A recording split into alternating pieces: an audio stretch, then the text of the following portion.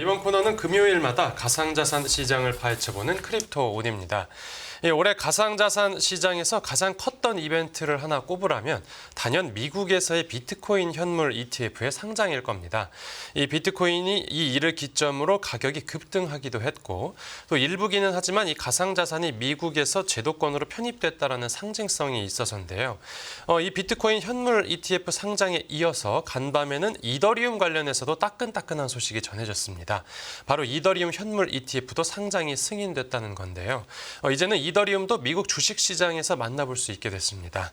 이번 이더리움 현물 ETF 상장의 의미와 앞으로 가상자산 시장이 어떻게 흘러갈지 그 전망, 블록체인 데이터 분석업체 크립토퀀트의 박별 연구원과 하나하나 짚어보겠습니다. 네, 연구원님 안녕하십니까? 안녕하십니까? 네, 이더리움 현물 ETF 상장이 이제 우리 시간으로 오늘 새벽에 승인됐죠? 맞습니다. 네. 모두 코인 투자하시는 분들에게 모두 기다렸던 순간이고 사실은 거절이 된다라고 되게 좀 잠정적으로 생각을 하고 있었는데 네.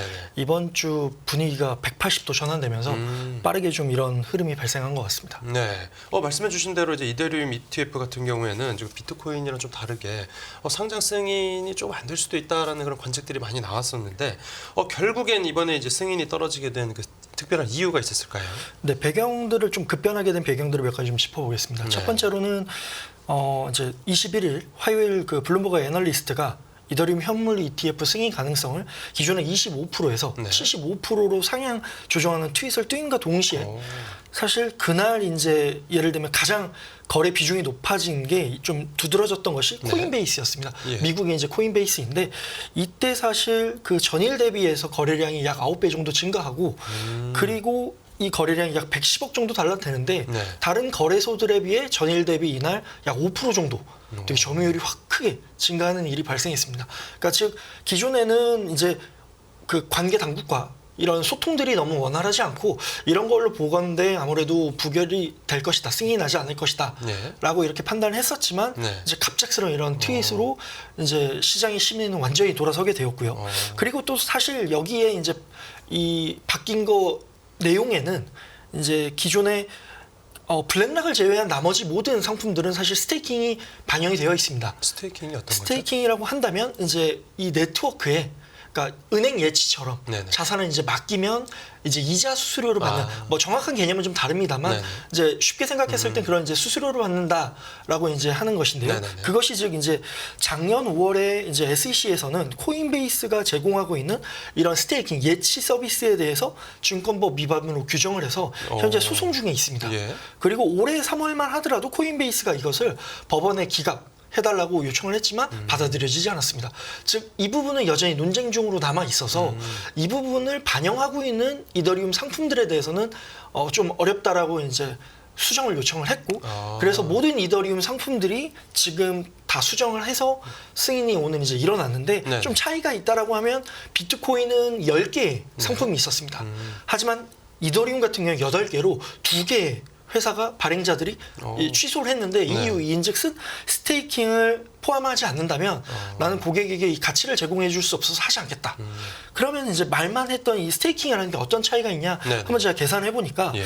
뭐 2022년 이제 9월에 이더리움에 큰 변화가 있었는데요. 네. 그 이후에 이제 이 스테이킹 서비스를 좀 했을 때 지금까지 보유했을 때는 했고 안 했고의 차이가 약 6% 정도 차이가 납니다. 그게 큰 겁니까? 금액이 네. 굉장히 커지시면 예. 이 6%라는 금액의 수익이 어마무시해지겠죠. 그 가격이 더 많이 오르면 되는 거 아닙니까? 보통 이제 말씀하신 것처럼 그때보다 몇 배 올랐는데 네. 이 정도가 작을 거야?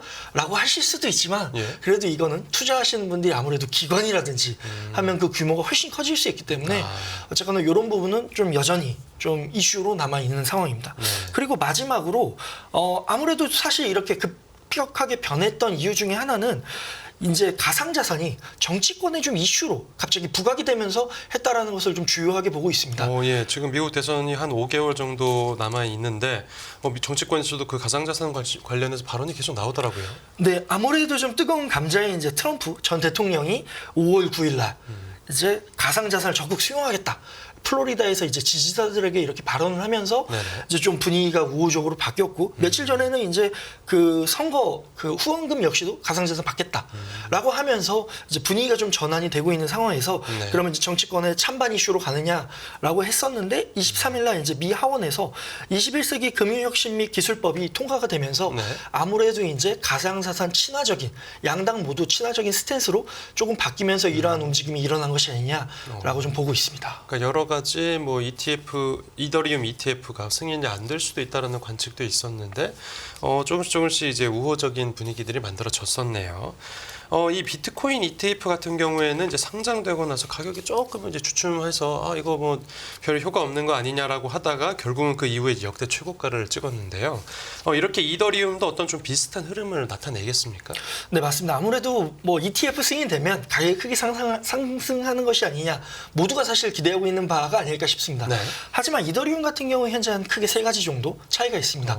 첫째는 이제 승인 과정인데요. 아마 이 부분에 대해서 이제 모두 뉴스를 접하시면서 확인하셨겠지만 거래 변경 규칙 신고 같은 경우에는 지금 이제 승인이 났고 네네. 그리고 이제 증권 신고를 앞두고 있고 이것은 뭐 짧게는 뭐 몇 주에서 몇 달 정도 걸릴 수 있을 것이다. 바로 사고 팔 수 있는 게 아니네요. 네, 맞습니다. 네. 그래서 지금 이제 이 가격의 움직임엔 바로 반영이 안 되는 것이고요. 네. 자, 둘째로라고 치면 아무래도 이제 ETF와 동일하게 움직임을 봤을 때 비트코인을 안 볼 수가 없습니다. 네네. 비트코인의 한번 과거 흐름을 본다면 예. 이제 1월에 이제 승인이 났었을 때는 여기 이제 차트를 보시면은 제가 준비한 차트가 이제 점선으로 된 이 점선으로 된 선이 ETF가 보유하고 있는 비트코인의 보유량입니다. 그래서 점선이 증가하면서 비트코인의 주황색의 비트코인 가격 역시도 우상향하고 있는 상황인데요. 지금 나가고 있는 그림이죠. 예, 맞습니다. 네네. 그래서 이러한 흐름대로 사실 비트코인의 가격은 이제 ETF의 영향을 뗄래야 뗄 수가 없는 그런 상황을 맞이하고 있고 그에 따라서 CM이라고 하는 기관들의 이 시장에 얼마나 선물 시장, 파생 상품인 시장에 참여하는가 역시도 가격에 좀 선행해서 움직임을 보여주고 있다라고 볼 수 있습니다. 네네. 하지만 그랬을 때 마찬가지로 비트코인이 승인이 됐을 때 이제 기존에 GBTC라고 하는 그레이스케일의 상품에 투자했던 분들이 이제 수익 실현을 한다든지 아니면 수수료가 좀 더 싼 상품을 옮겨가면서 이러한 투자 전략의 변화가 나타나서 지금 보시는 차트처럼 빨간색의 이제 유출을 굉장히 많이 보실 수가 있는데요. 네. 이것들이 하나의 비트코인 ETF의 짐이 되었습니다. 마찬가지로 근데 이것이 이더리움도 동일하게 있는데요. 네네. 이더리움 같은 경우에 현재 이제 293만 개 이더리움을 보유하고 있는 그레이스케일의 상품이 있습니다. 네네. 그럼 이것이 동일하게 일어난다면 아무래도 50% 이상의 여기 유출이 발생할 수도 있고 했을 때 이것이 가격의 하락으로 좀 발생할 수 있지 않을까라는 좀 조심스러운 우려가 있고 또 마지막으로는 이제 기관들이 비트코인과 다르게 이더리움은 아까 말씀드린 것처럼 증권성 관련된 시비가 여전히 조금 남아 있습니다. 스테이킹 부분에 있어서요. 네. 그랬을 때 비트코인은 지금 보여드린 차트처럼 작년 10월에 그레이스케일이 이제 ETF 전환에 대해서 SEC가 패소를 했습니다. 그러면 이때부터는 이제 무조건 이제 승인이 나겠다라고 하면서 기관들이 적극적으로 참여하는 지금 차트에 녹색이 꾸준히 증가하시는 걸 볼 수 있는데요.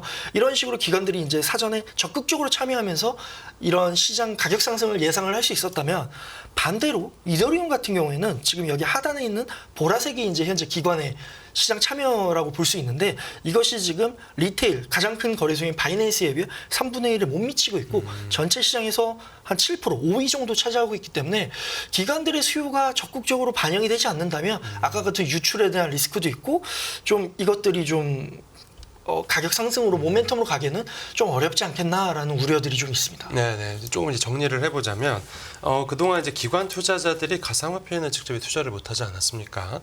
그래서 이제 자산 운용사에 좀 이렇게 신탁 형식으로 투자를 맡겼고 여기엔 또 이더리움도 상당수 포함이 되어 있었고요.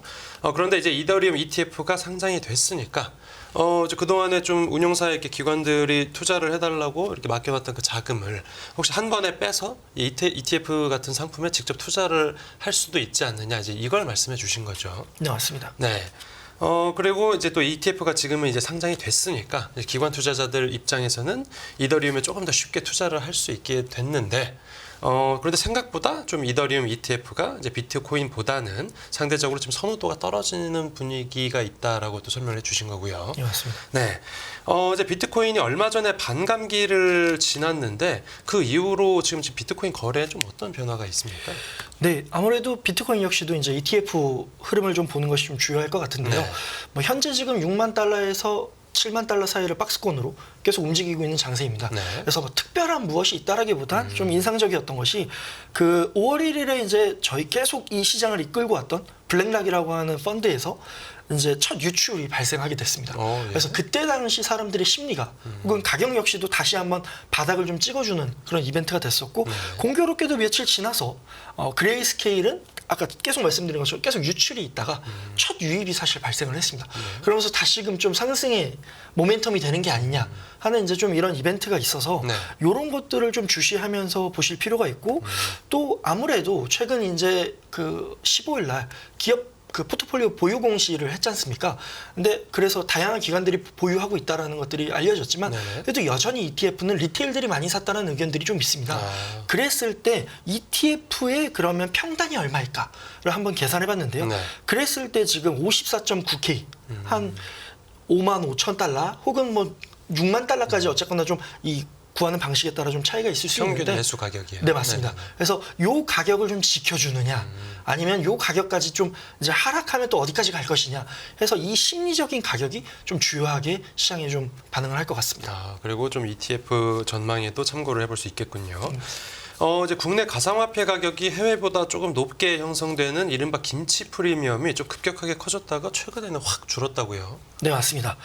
아무래도 이제 김치 프리미엄이라는 건 사실 국내 투자자들의 심리를 엿볼 수 있는 가장 좋은 지표가 아닐까 생각을 합니다. 그래서 이제 차트를 하나 준비해 봤는데요. 차트를 보시면 국내 이제 원화 5대 거래소 거래량을 봤을 때 3월 첫째, 둘째 주 저희가 1억 간다, 1억을 뚫었다 했을 때 네. 요때 이제 사실 고점을 찍었습니다. 그리고 나서 그 이후부터는 쭉 하락하는데요. 그래서 김치 프리미엄이라는 거 역시도 여러 가지 상황에 따라서 이제 등락을 좀 하지만은 전체적으로 큰 흐름은 이 거래량에 맞춰서 수요와 공급에 맞게 좀 국내 역시도 수요가 증가할 때 김치 프리미엄이 증가하고 그래서 3월 17일 날 11.4%까지 찍고 그 이후부터는 서서히 지금은 이제 뭐 1% 이하까지도 하락을 한 상황인데요. 그래서 좀 이런 상황 봤을 때 거래량이 지금 3월에 비해 5월은 80% 가까이 지금 뭐 그냥 토막이 나 있다 했을 때 지금 사실 코인을 하시는 분들이 거의 없다 봐도 과언이 아닐 것 같고 오히려 제가 좀 드리고 싶은 말씀은 오히려 만약에 좀 야수의 심장이라든가 현명한 재테크 방법을 찾는다면 지금 오히려 좀 스테이블 코인 같은 달러 코인들을 사서 해외 출국을 시켰다가 다시 좀 자산 가격이 뜨거워졌을 때 김치 프리미엄 했을 때 이제 차익을 얻기 위해서 이제 다시 귀국을 하면 좀 좋은 재테크 수단이 아닐까 이런 것들을 한번 말씀드리겠습니다. 네, 하나만 더 여쭤보자면 그 스테이블 코인 같은 경우는 그 예전에 테라 루나처럼 좀 이 논란이 있었던 그 가상화폐를 말하는 거 아닙니까? 여기에 좀 투자를 해도 괜찮은 겁니까? 스테이블 코인이라고 하는 것이 말씀하신 것처럼 어떤 알고리즘에 기반한 스테이블 코인도 있어서 그런 테라 루나 같은 사태가 발생을 했지만 네. 지금 같은 경우에는 이제 USDT 혹은 USDC 해서 어떤 특정 중앙화된 기관이 이 달러를 뒷받침을 확실하게 해주고 있다는 것을 증명하고 있고 달러 그래서 같은 안전자산에 좀 기반을 두고 있는 거군요. 네, 네네. 맞습니다. 그래서 그러니까 담보 자산이 확실하게 있다라고 해서 이 스테이블 코인의 패깅에 대해서 상대적으로 덜 걱정을 해도 되는 부분이 있습니다. 네, 알겠습니다. 자, 오늘 크립토온에선 이더리움 현물 ETF 상장 관련 내용 크립토 퀀트의 박별 연구원과 나눠봤습니다. 네, 오늘 말씀 잘 들었습니다. 감사합니다.